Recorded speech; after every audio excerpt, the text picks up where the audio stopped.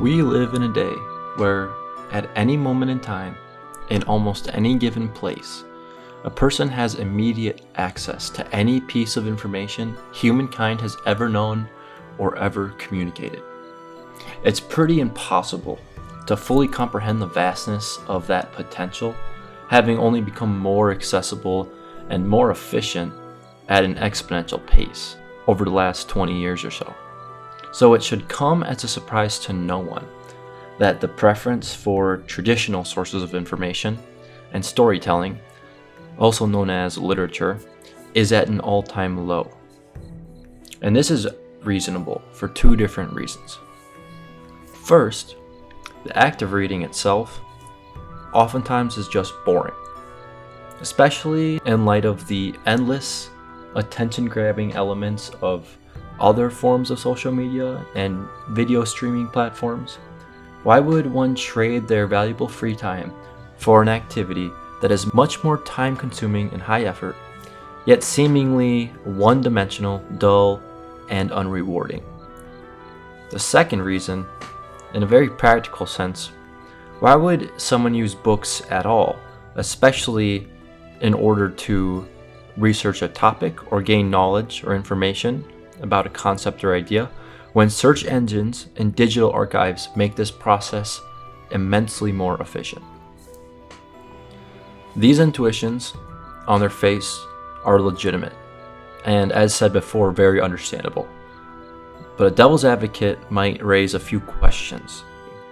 Is there a significant difference in how well we can absorb and retain information depending on the format of the content? For example, would 30 random short format videos have as much retainment value as, for example, a single 10-minute video about a specific concept? Second question, is there any intangible value that would be lost in foregoing long-form reading altogether? In order to analyze these questions, I'm going to pose a different way of looking at how media operates on an individual level of engagement. And just to reiterate the point before, it's completely understandable why the trade-off we're discussing typically in this day and age is not considered a worthwhile one. Still, let's think about how books differ from media like video. For example, in their essence. So, when watching a video, your brain is doing a few things. It's processing visual and audio cues. It's storing and recalling different names and concepts related to the video. It's interpreting dialogue as well as context that might even be relevant to a larger plot or story. Your brain is definitely in action, but its role is more passive and more observatory. Reading a book or anything is traditionally thought of as simple, but has additional complexity.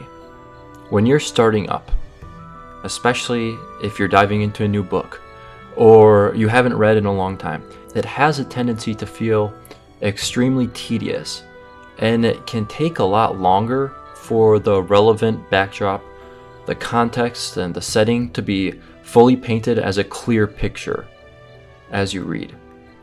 This is largely because, as opposed to video, there is an additional layer of work your brain must perform in order to properly engage with the source. Think about it this way. If you throw on a movie, you basically become an observer of an ongoing narrative. This can be true with novels, but first, the brain has to perceive and simultaneously process chunks of text, oftentimes very quickly, and often in bricks and phrases, as opposed to single words at a time. And between your mind processing what it's seeing on page and correlating that info onto the backdrop of a larger narrative or overarching plot, there's a lot of subconscious and conscious activity taking place. Unlike a video, which essentially reveals the descriptive details for you in real time, while reading, one has to conceptualize everything. The characters, places, relationships, dialogues, scenes, plot, subplots, and storylines. They have to recall previous descriptions And all of this effectively from scratch, like a web of intertwining data that just grows in your head as you progress throughout the book. And when you first start, that web is nothing because you have nothing to correlate the story in your mind.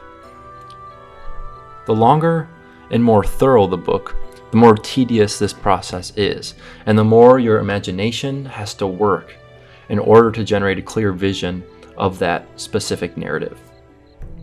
Because reading requires the brain to be generating this perceptual, often vivid model of interacting plots, the process is actually very stimulating. And despite perhaps seemingly being unintuitive, this type of stimulation can offer an immersion and engagement in a way that modern social media simply doesn't allow. For both creative and non-creative individuals across the board, this is a powerful cognitive exercise with benefits that we are far from fully understanding.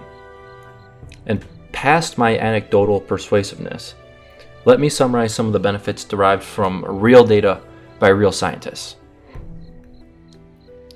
Individuals who regularly read are likely to have an increased lifespan, as well as better vocabulary and cognitive readiness, an increased prevention of mental disease such as dementia and Alzheimer's, in addition to reducing stress, depression, and even sometimes improving physical health. And yet this phenomenon, usually just known as reading, when it's deeply engaged with, when it's fully engaged with, it will consistently offer a much more immersive, much more intimate experience for the participant than it often gets credit for. And this might honestly be true as a result of the fact that individuals, and young individuals, children especially, as they attempt to read amidst the allure of an endless amount of readily available, quick-hitting media like Reels and TikTok, they often stop before getting to a point where they are fully immersed in what they are reading. And often it's exactly this experience, a one-time breakthrough, so to speak, that's needed in order for someone to understand the value that can be gained through developing and improving your ability to read. A true reading experience can feel like your conscious brain is running on autopilot and your subconscious or default mode network seems to be seamlessly absorbing, processing, and also projecting a layered, vivid scene right in the front of your mind. Still, even veteran readers or people who have these experiences regularly or have had them regularly in the past still have a difficult time getting back into stories and re-immersing themselves fully. Additionally, over time, long-form reading is trending collectively towards offering less and less utility in a world of increasing technological connectivity and accessibility. So if nothing else, we can and should seek to maintain at least an appreciation for reading as an incredible and irreplaceable imaginative exercise. Maybe it will become a lost art, but maybe there is still someone out there who could benefit greatly from diving into this ability and exploring what other great minds and other great works have to offer for their lives.